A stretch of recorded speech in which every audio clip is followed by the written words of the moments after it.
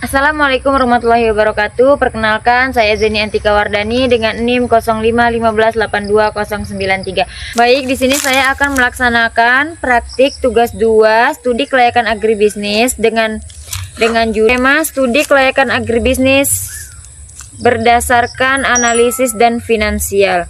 Oke, baiklah, di sini saya akan mewawancarai salah satu mbak-mbak petani kelapa di Desa Karangsari.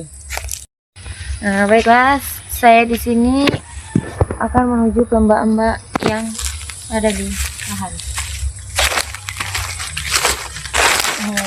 Permisi, Mbak. Ya, Mbak. Ada apa, Mbak? Boleh nggak saya minta waktu Mbaknya sebentar? Boleh. Nah, jadi di sini saya mau perkenalan dulu, Mbak. Saya Zeni Antika dari mahasiswa Universitas Terbuka.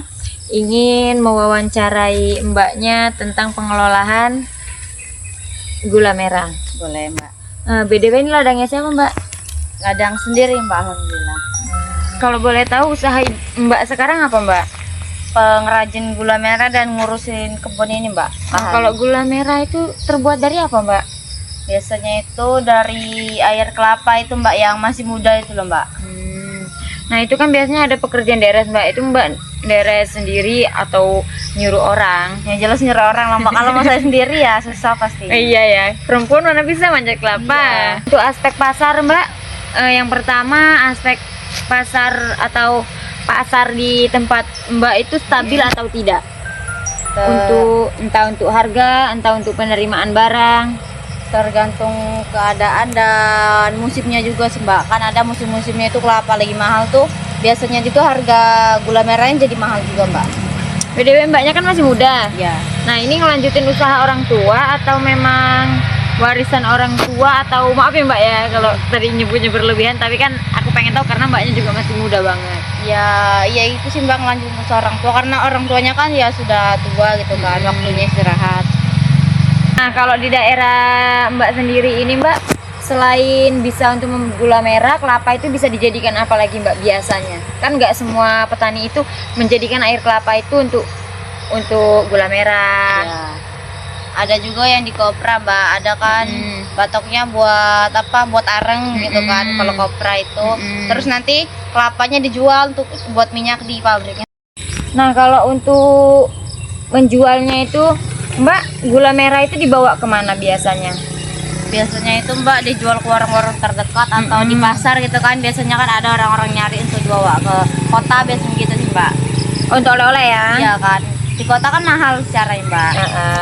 Kalau boleh tahu, Mbak, di sini konsumen pertama untuk pembelian gula merah itu siapa, Mbak? Yang pastinya itu pedagang-pedagang di area terdekat ya, Mbak. Atau ibu-ibu yang biasanya kalau ada acara atau untuk masak biasa aja gitu, Mbak. Oh, berarti sistemnya itu boleh beli kayak eceran atau yang dikit-dikit itu, Mbak ya, terus boleh gitu. Banyak juga gitu. Ya.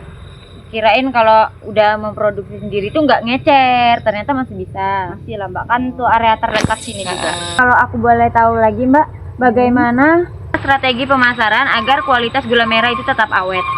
Biasanya itu, Mbak, kalau misalkan untuk pencetakan gula merah itu setelah pencetakan ada masa pengeringan. Setelah masa pengeringan baru kita menjual ke konsumen. Itu bisa membuat jadi awet, Mbak. Kalau kita pencetakan langsung menjual ke konsumen, takutnya ya? Iya, mudah apa? Lumer. Ya, itu. Oh iya, ada juga sih, Mbak, kan emang ada gula-gula yang kalau yang kualitasnya rendah kan ada yang lengket gitu ya. Gitu, Mbak. Makanya itu perlu pengeringan. Dari produksi gula merahnya, Mbak, usaha tani kan? Oh iya. Kadang kalau misalkan kami ingin ada kelompok gitu, Mbak ya, kami ikut dalam beberapa aja, Mbak. Enggak semuanya yang kelompok tani kami ikutin, soalnya kan kami juga kadang sibuk produksi, Mbak, nggak bisa ikut semuanya. Bagaimana untuk status kepemilikan lahan, Mbak? Ini kan Mbak tadi katanya kan melanjutkan usaha orang tua. Ya. Nah, ini kalau masalah lahannya ini milik Mbak sendiri atau masih milik orang tua atau sudah diberikan atas nama Mbak? Kan karena saya sudah melanjutkan, Mbak ya. Itu sudah dialihkan sama saya karena kan kalau orang tua kenapa-napa gitu kan takutnya ya amit-amit ya Mbak ya. Jadi kan saya bisa ngurusnya gitu loh Mbak. Oh, iya, Kan iya. orang tuanya sudah tua. Oh, jadi udah dipindah ke atas nama Mbak. Enak. Nah, kalau untuk sertifikat Bu, ini lahan sudah bersertifikat atau belum? Alhamdulillah sudah sih Mbak, soalnya kalau 3 hektar belum bersertifikat itu takutnya orang ada yang mengaku miliknya dia kan Mbak, takutnya gitu. Jadi tanah sengketa ya Mbak ya. Iya, makanya itu. Nah, untuk aspek selanjutnya yaitu aspek sosial, ekonomi, dan budaya Mbak. Iya. Nah, untuk pertanyaannya adalah pertanyaannya Mbak adalah apakah usaha tani memproduksi gula merah ini membuka lapangan pekerjaan atau memang Mbak hanya mempekerjakan orang dalam saja? Itu ada beberapa kan Mbak yang saya bilang tadi untuk mengambil air kelapanya tadi. Jadi orang lain pastinya, jadi ya membuka beberapa orang gitu kan atau tetangga. Kalau misalkan keluarga lagi nggak bisa membuat itu gula merahnya, saya juga kadang menggaji orang Mbak daripada saya susah ya. Apakah ada, untuk pertanyaan yang kedua ya Mbak ya, adakah dampak untuk masyarakat setempat atas usaha tani Mbak yang memproduksi gula merah ini? Kalau untuk sekarang ini sih belum Mbak ya, karena kan saya usahanya baru mempekerjakan 10 orangan, jadi belum berdampak banyak untuk masyarakat. Untuk aspek sosial, budaya, dan ekonomi itu Bu, berdampak nggak ke masyarakat? Untuk itu Maksudnya mengganggu atau tidak untuk masyarakat? Alhamdulillah sih tidak Mbak, kadang juga menguntungkan karena. Nah, dan untuk pemanfaatan limbah dari usaha tani Mbak ini Mbak apakan Mbak? Dari misalkan kelapanya gitu ya Mbak. Kelapanya. Kalau itu sih misalkan kan kelapanya itu bisa dibuat kopra tadi itu, kalau situ itu kopra Mbak ya. Kalau cangkang kelapanya itu dibuat apa namanya? Arang. Nah, nanti tuh tepas atau kulit kelapanya itu biasanya bisa dibuat kemoceng atau sapu-sapu ibu-ibu di rumah itu Mbak. Oh iya iya. Kalau untuk tepasnya sendiri Mbak? Tadi tepasnya tadi Mbak udah dijelaskan. Oh iya ya. Ya Allah Mbak, maaf ya saya nge-lag.